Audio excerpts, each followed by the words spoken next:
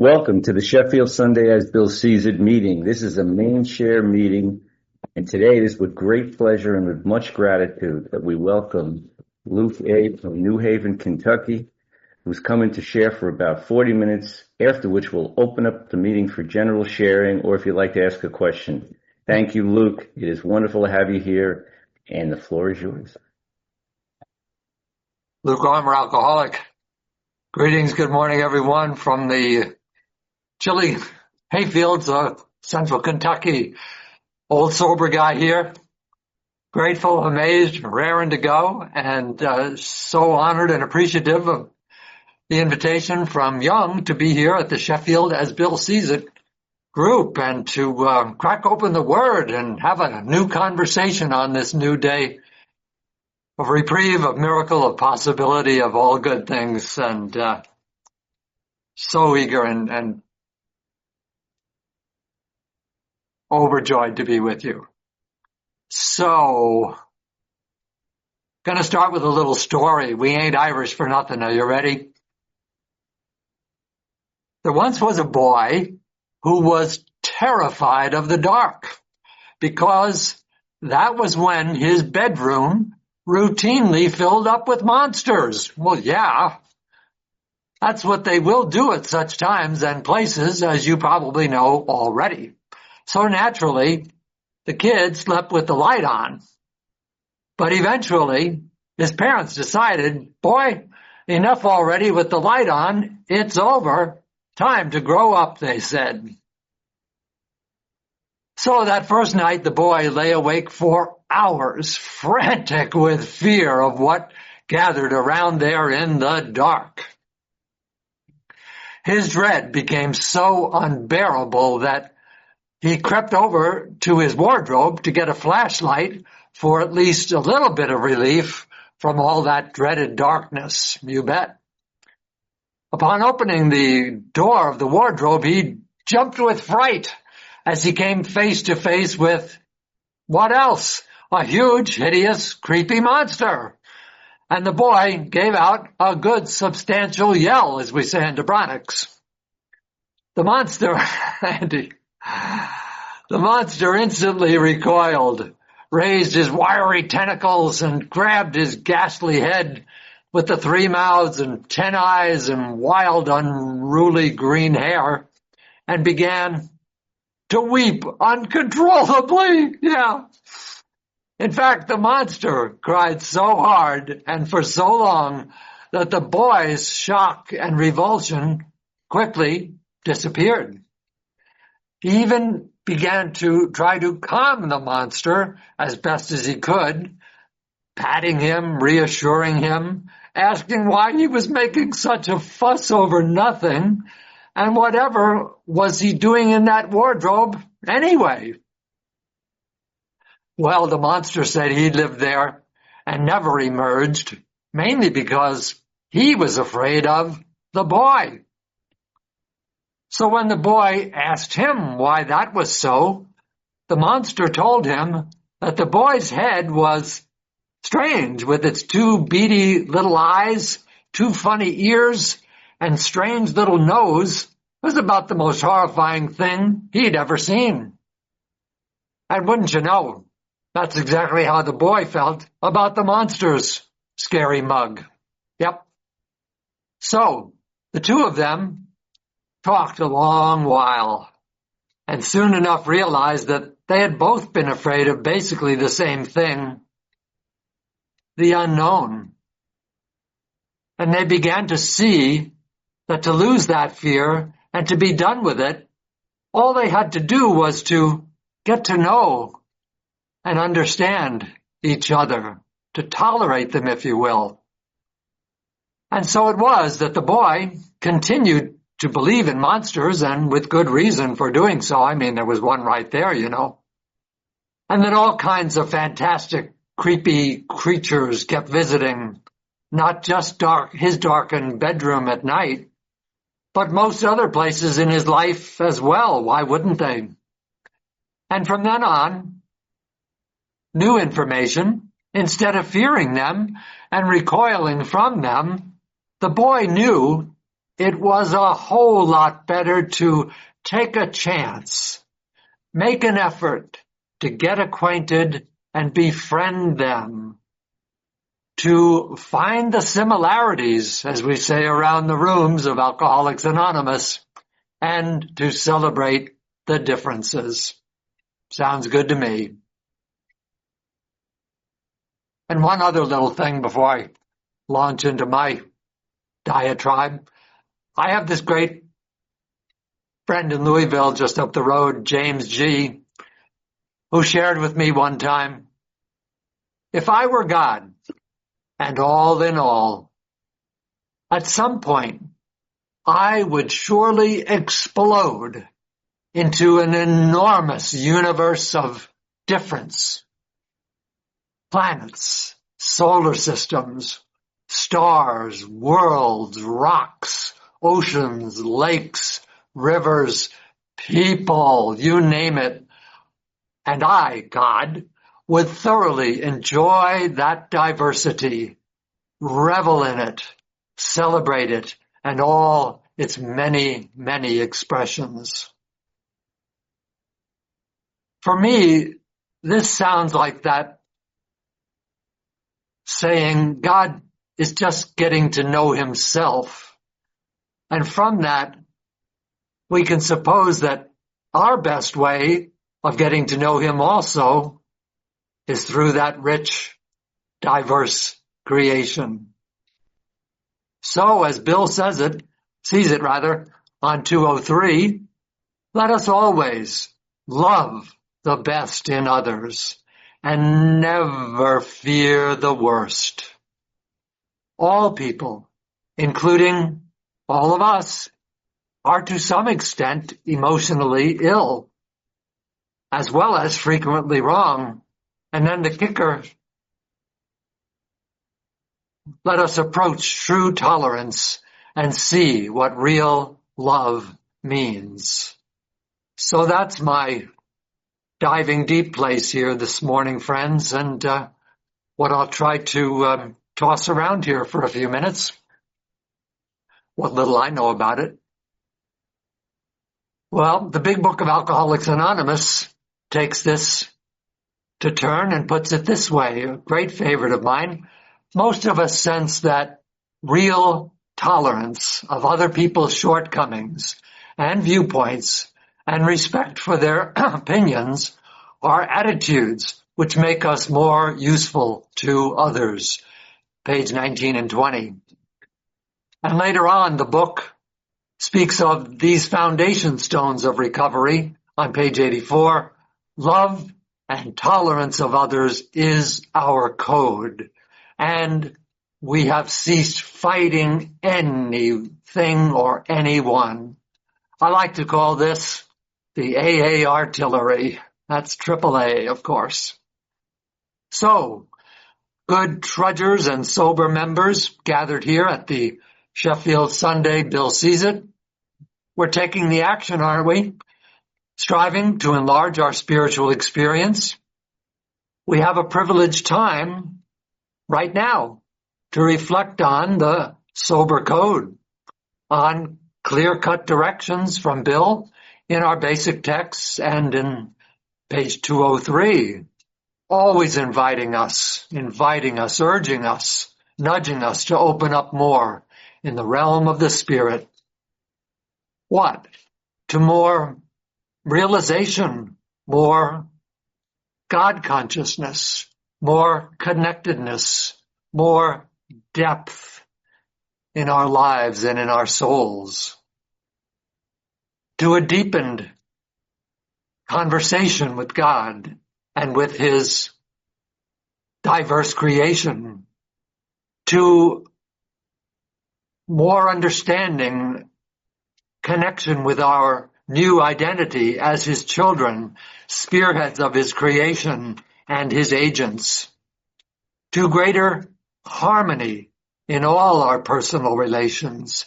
Personal relations for me, a really accurate barometer of how my sobriety is coming across this one day. To more enjoyment in our lives, Sober today, what about it? Grateful for the miracle of that gift. Aware there's no middle of the road solution. We get to mean business about keeping vital spiritual experience moving, going, alive, growing. For the grace of God in the daily reprieve to reach us, to animate us, to transform our lives. Too good to miss.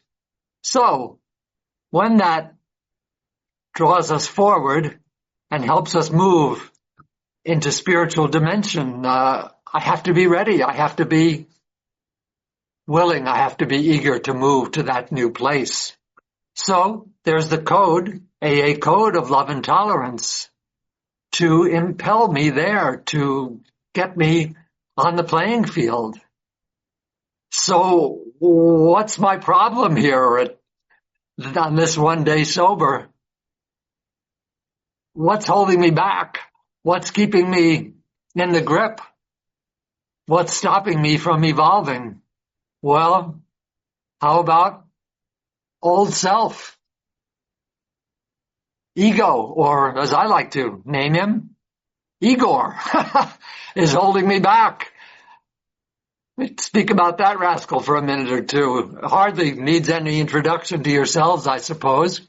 We all know him, maybe too well, too long.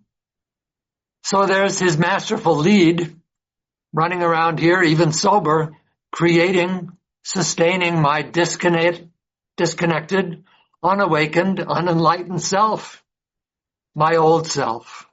Not necessarily drinking, but that tiresome, ruthless son of a gun, that inner judge, the infallible, the unsufferable, the supreme. All of this makes me cringe. The defiant, that purveyor of the madness, the imposter, you know about that syndrome, who stomps around pretending to be sober, to be pretending to be us, I guess, who views everything only by his own narrow, strange, suffering ideas and measuring stick. Hello there. We know you're here, Igor, and trying to drive me crazy by stealing the show and what needs to be a brilliant day as God's agent, being useful and available and sober and all new. So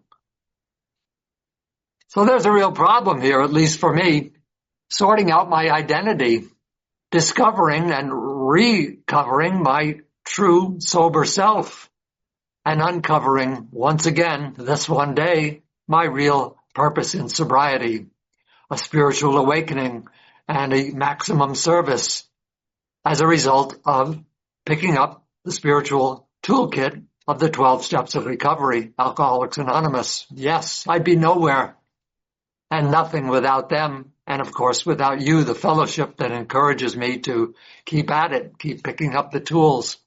Otherwise, yours truly is on a bumbling, confusing, on again, off again business. And that's on the best of days, more than likely the rest of my lives if I'm not willing to be made new and have this whole new conversation today.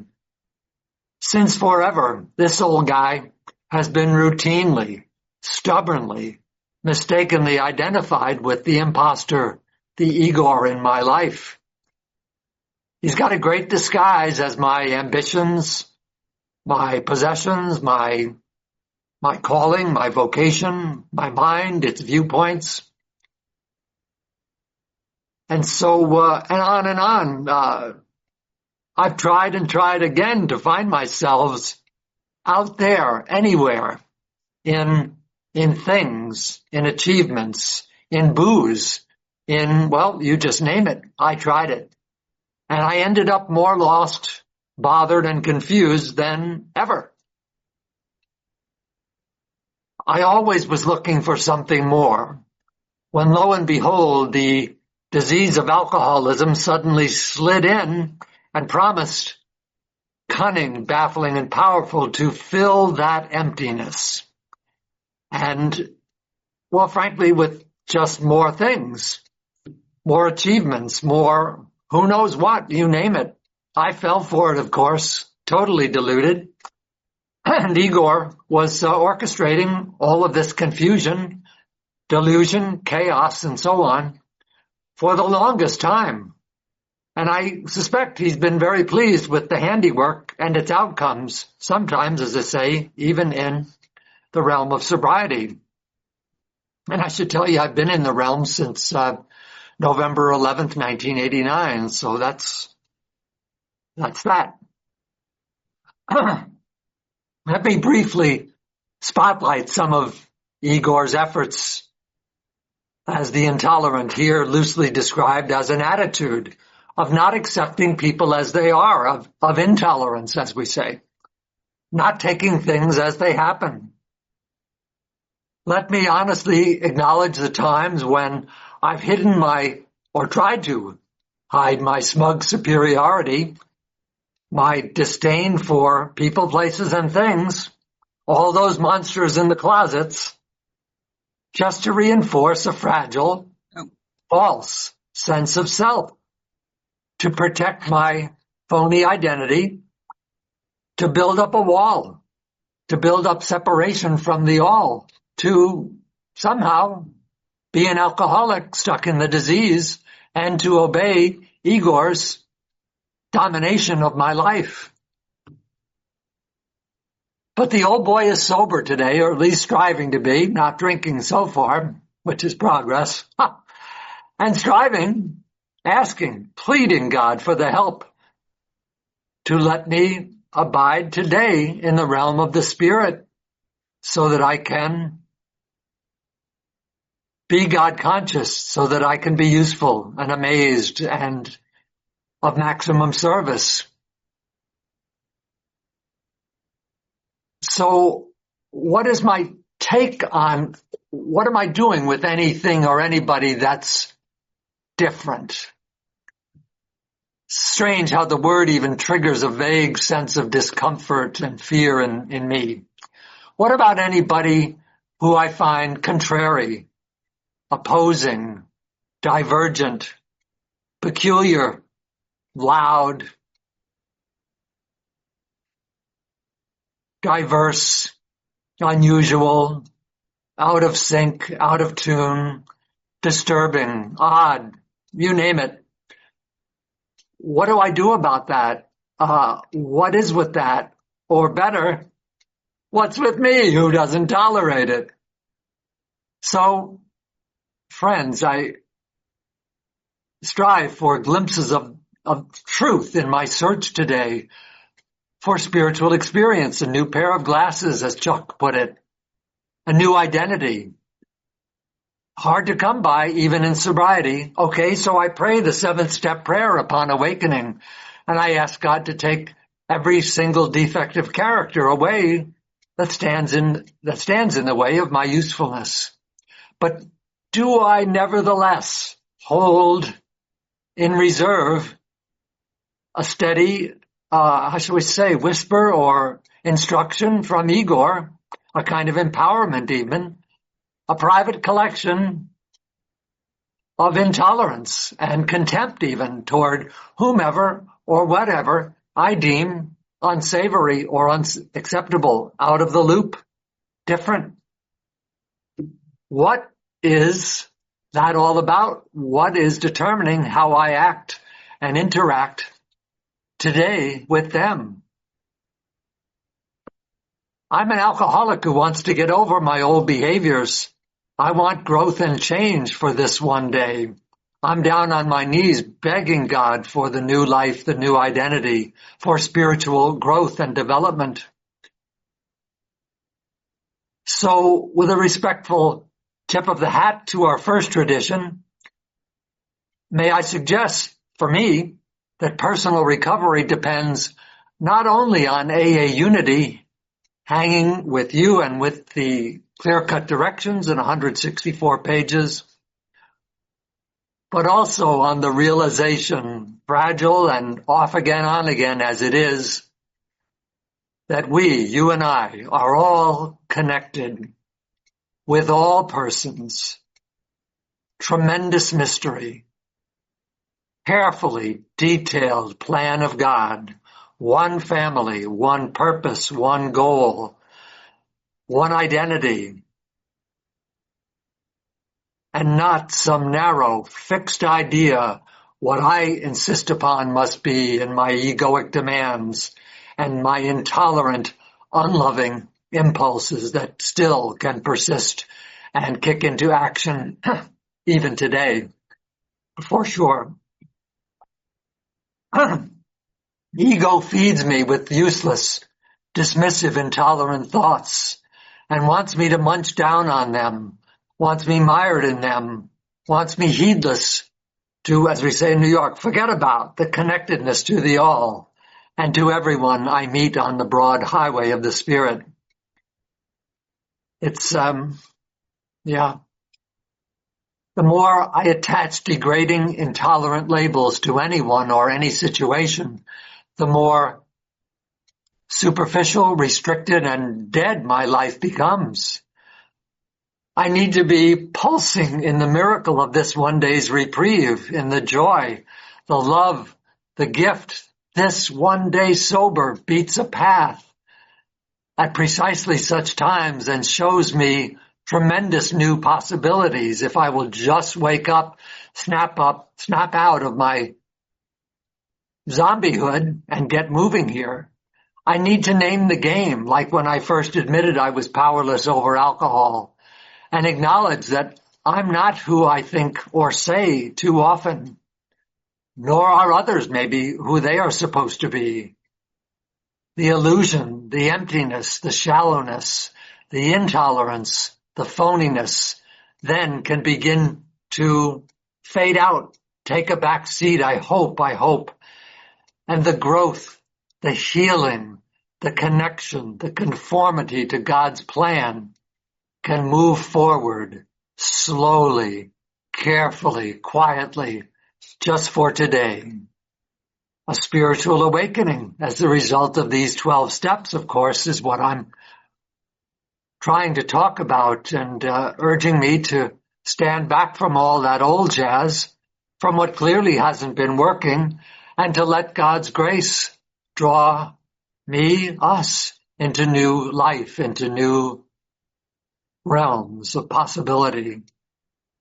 For this one day, I simply need to ask God's help and pray for my own discovery and for that spiritual awakening that makes all things new, while serving the Igor, an eviction notice. Would you mind hitting the road and handing him his hat? Get out of here, you.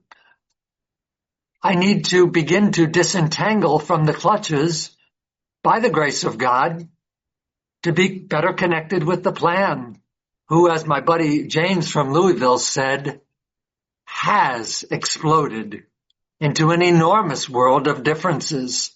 And the differences, at least my perception, are odd, peculiar, and strange, and terrific and wonderful when I have my new pair of glasses on. Just need to be able to see and wake up so that love and tolerance, the AA code,